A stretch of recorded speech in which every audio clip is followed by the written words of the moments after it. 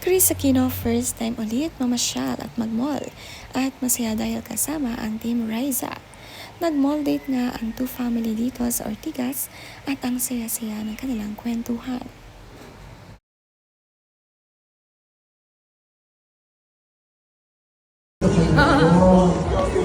That's racist, Mom. Nagulat nga si Chris nang dumating ang ina na si Riza May at hindi nga nakilala. Very gentleman naman nga nitong si Bibi at kinrit din ang ina ni Riza May.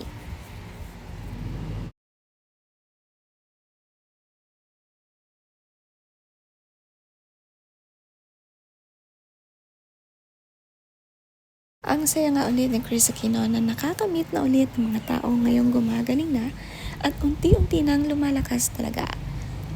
Nakakabisita na rin nga sa studio ng Eat Bulaga.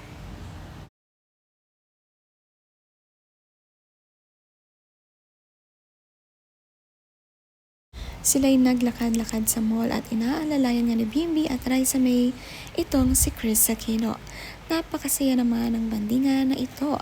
Naghahanap nga sila ng sikat na restaurant para kay Mami Chris.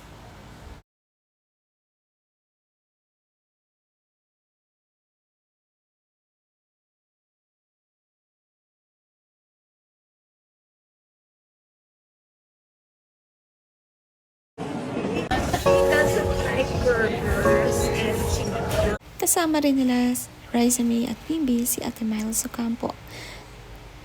Masaya nga usapan nila dito sa restaurant. Ang pinili nga nila ay open space para hindi kulob at fresh air for Mami Chris. Ang saya nga kausap itong si Chris Aquino. Na-miss niya talaga ang masayang chikahan. Normal na usapan sa isang mall. Hindi nga nauubusan ng kwento itong si Riza May, masaya kausap at tawang-tawa nga itong si Bimbi.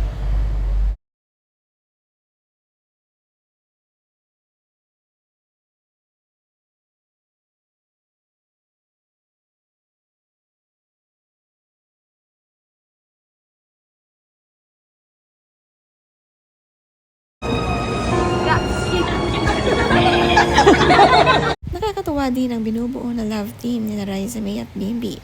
Sila nga ang Team Maybe. Mapapanood nga ang duo nila sa Itbulaga. Sa video na ito ni Papi Jack Salvador ay napakasaya ng kwentuhan with Ma'am Chris Aquino. Very close na nga talaga sina Bimbi at Riza May kahit matagal silang hindi nakita. Ngayon, napaparanas na ni Chris sa anak paano rin maging normal at hindi nga puro nasa bahay at pag-aalaga lamang. Nakakalabas na rin sila magkasamang mag-ina.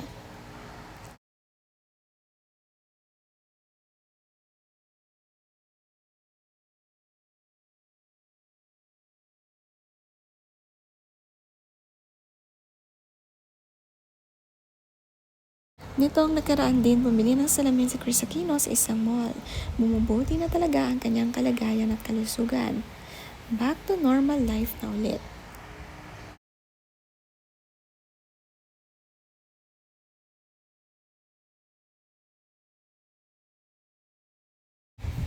Nitong nakaraang buwan din naman ay sinelebrate ang 31st birthday ni Kuya Josh kasama ang buong Aquino family. Ang saya nga ng kantahan para kay Josh. Katabi ang kapatid na si Bimbi. Kinakantahan rin ang kanyang kuya.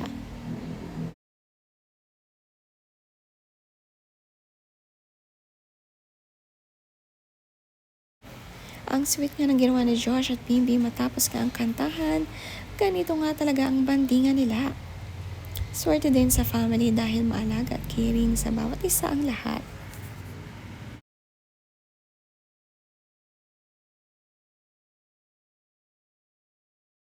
Ito nga ang paboritong gawin ni Kuya Josh at Bibi kapag magkasama sila sa bahay.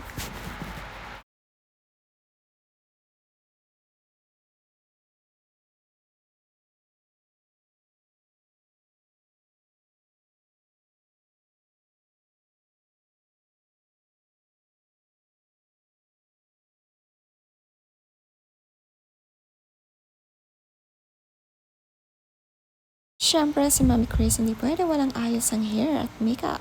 Gusto palaging maganda. Trusted na ang nag-iisa niyang makeup artist na si RB nagkasama rin sa selebrasyon. Ang ganda ng pagkakaayos ng birthday ni Kuya Josh sa bahay. May mga balloons pa nga at nakalagay, Boss Kuya Josh. Ito nga ang tawag kay Josh. 31 na nga siya at napakabilis nga ng panahon.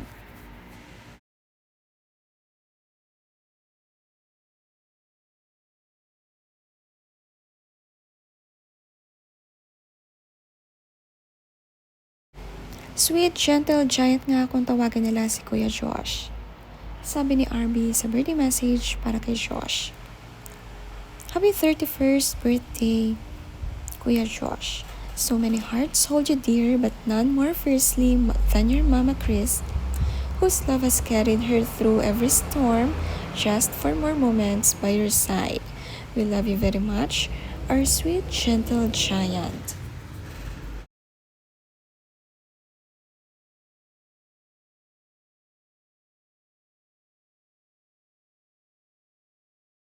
Si Chris Aquino may mensahe rin para sa kanyang panganay na anak. Sabi niya, Happy birthday, Kuya Josh. Had I not been yours and Beam's mama, I wouldn't have the courage and purpose to continue with my treatments.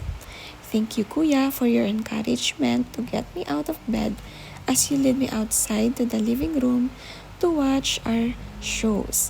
You're the only one who has the power to get me moving. My wish is to one day be able to join you for your daily 7,000 to 10,000 steps. You are my inspiration. Ganito pala kasipag mag-walking si Josh. Nakaka 10,000 steps araw-araw.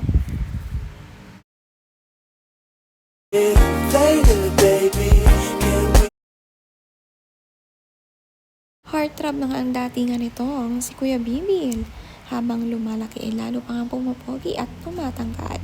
Sanay na sanay din nga nagpapaayos ng kanyang mukha. Siyempre dapat laging presentable sa mga gatherings nila at sa mga TV show.